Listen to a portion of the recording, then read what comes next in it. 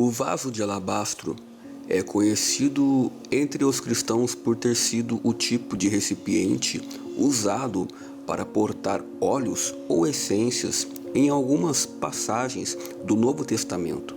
Diante disto, muitos ficam curiosos sobre como era esse vaso e o que significa alabastro.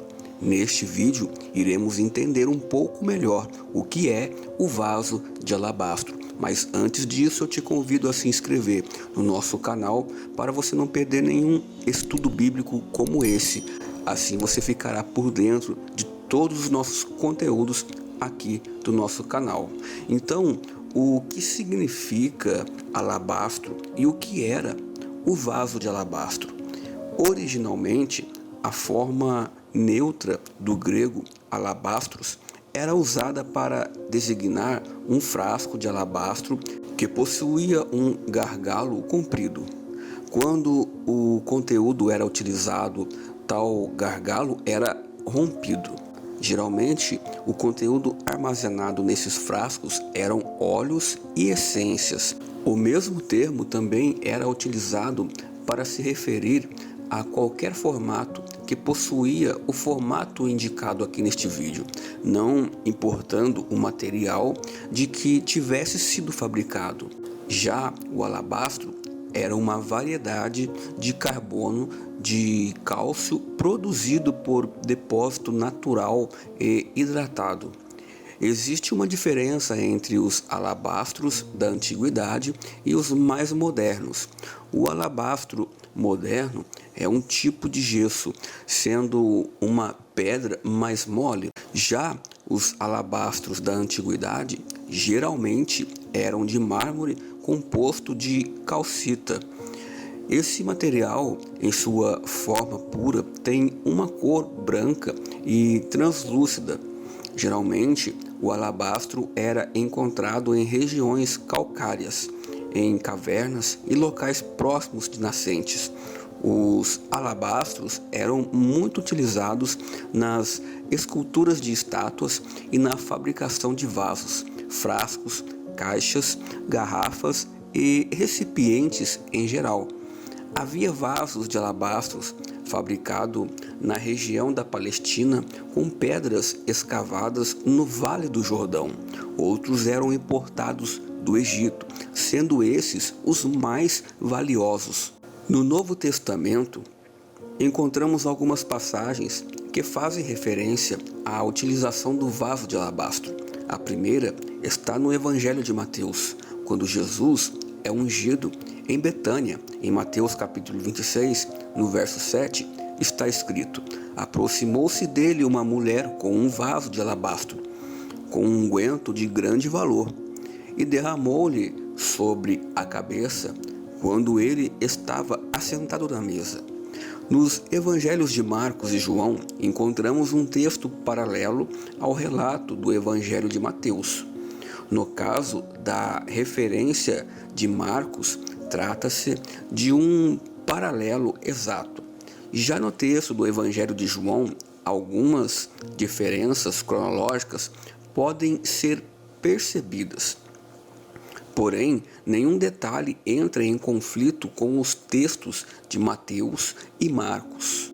Alguns argumentam que na narrativa de João é dito que a mulher ungiu os pés de Jesus com um unguento que estava no vaso de alabastro, enquanto Mateus e Marcos relatam que o líquido foi derramado sobre sua cabeça. Porém, é possível que ela tenha derramado tanto bálsamo em Jesus que o líquido escorreu até mesmo pelos pés. Sobre isso, João escreve que havia 1 libra de bálsamo de nardo puro dentro do vaso de alabastro. Essa medida equivalia a algo em torno de 450 gramas de perfume, quantidade suficiente para cobrir Jesus. Essa mulher, que aparece anônima nos evangelhos de Mateus e Marcos, é identificada no Evangelho de João. Ela era Maria, irmã de Marta e Lázaro, aquele que foi ressuscitado. O líquido que a mulher carregava no vaso de alabastro era o nardo puro. O nardo era um perfume raro feito de raízes de uma planta nativa do Himalaia. Nos tempos bíblicos, ele era importado justamente em frascos selados de alabastro. Esses pequenos vasos de alabastros eram abertos apenas em ocasiões muito especiais. Judas estipulou o preço do nardo que havia naquele vaso de alabastro em 300 denários. Isso equivalia a um ano de salário de um trabalhador da época.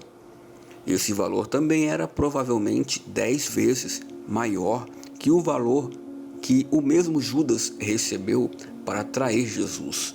O vaso de alabastro também é citado numa referência no Evangelho de Lucas. Em Lucas capítulo 7, do verso 36 ao 50, Lucas fala de uma mulher pecadora que ungiu os pés de Jesus com especiarias que estavam num vaso de alabastro. Aqui é importante dizer que essa mulher não deve ser confundida com a mulher citada anteriormente no episódio registrado por Mateus, Marcos e João, apesar das evidentes semelhanças. A mulher mencionada por Lucas realmente não teve sua identidade revelada.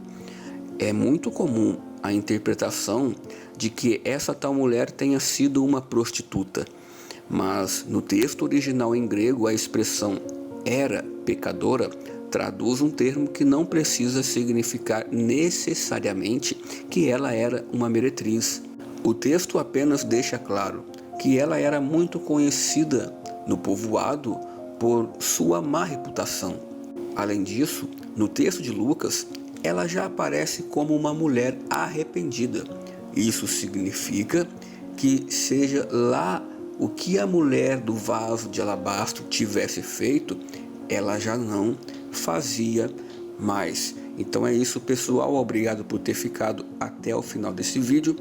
Eu vou recomendar aqui para você um vídeo muito interessante que fala sobre o final dos tempos, o arrebatamento da igreja. Se você quiser aprender um pouco mais sobre a vinda de Cristo, eu te convido a assistir esse vídeo que está no primeiro link da descrição. Tenho certeza que você vai gostar. Que Deus te abençoe, fica na paz do Senhor Jesus e até o próximo vídeo.